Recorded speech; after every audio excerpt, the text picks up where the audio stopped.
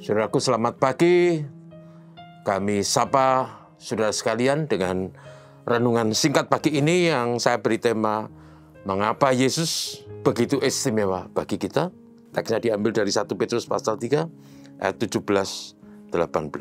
Demikian firman Tuhan. Ayat 17. Sebab lebih baik menderita karena berbuat baik, jika hal itu dikehendaki Allah, daripada menderita karena berbuat jahat. Sebab juga Kristus telah mati sekali untuk segala dosa kita. Ia yang benar untuk orang-orang yang tidak benar, supaya ia membawa kita kepada Allah.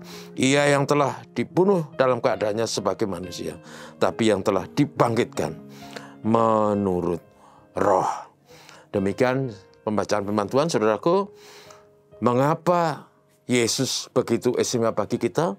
Saudaraku, ada dua alasan. Yang pertama, bahwa Yesus sangat istimewa bagi kita. Karena tanpa Yesus, saudara dan saya sebagai orang Kristen akan binasa, masuk ke dalam neraka. Tetapi terpujilah Tuhan Yesus karena kasih-Nya. Dia telah rela mati. Mati bagi orang berdosa seperti kita.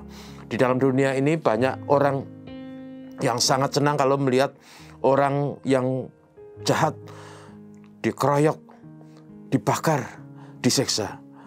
Tapi tidak demikian dengan Tuhan Yesus. Pada waktu Tuhan Yesus melihat manusia berdosa yang melawan Allah, yang moral dan etika, justru Tuhan Yesus mengasihi dan memberi belas kasihan sampai Dia datang dan rela mati di atas kayu salib bagi kita, supaya setiap orang yang percaya kepadanya tidak binasa, tetapi beroleh hidup yang kekal. Kebaikan Tuhan Yesus tiada tara, saudaraku.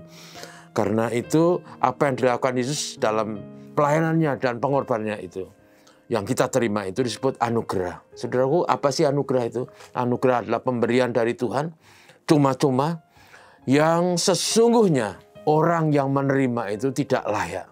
Kalau orang bekerja dia dapat upah, itu memang haknya.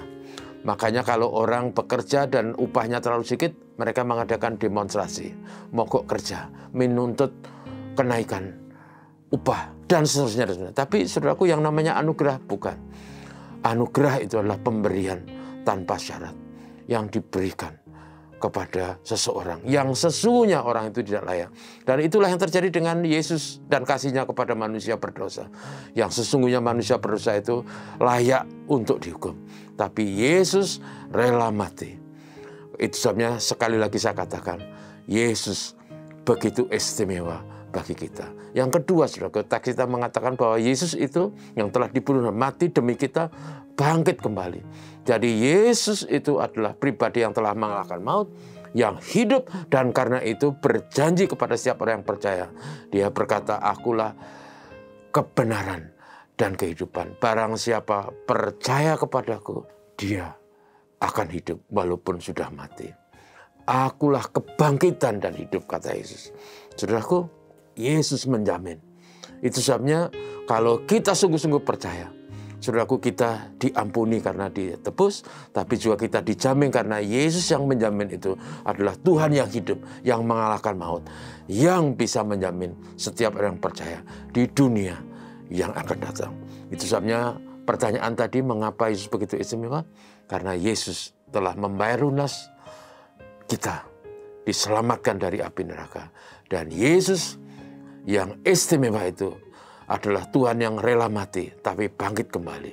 Dan karenanya Dia bisa menjamin setiap orang yang percaya. Supaya setiap orang yang percaya beroleh kehidupan, walaupun dia akan mati. Tuhan memberkati kita, mari kita teguh percaya pada Yesus. Karena Tuhan Yesus adalah segalanya bagi kita. Mari kita berdoa. Tuhan, terima kasih karena kami orang berdosa yang dikasihi Tuhan, ditebus dengan darah kudus. Yesus mati bagi kami. Tapi lebih daripada itu, kami memuji Tuhan karena Yesus yang mati itu bangkit kembali. Dialah Tuhan Yesus yang hidup, yang berkuasa di dunia dan di surga, yang berkuasa sekarang dan selamanya. Terima kasih kami menjadi milik-Mu. Berkat-Mu kami mohon untuk hari ini, berkat-Mu kami mohon untuk negeri kami, berkat-Mu kami mohon untuk bumi ini yang penuh dengan kesusahan. Ada pandemi, ada kekeringan, ada cuaca ekstrim, dan juga ada perang yang masih belum selesai. Inilah doa kami Tuhan Yesus. Haleluya. Amin. Terima kasih saudaraku, selamat pagi.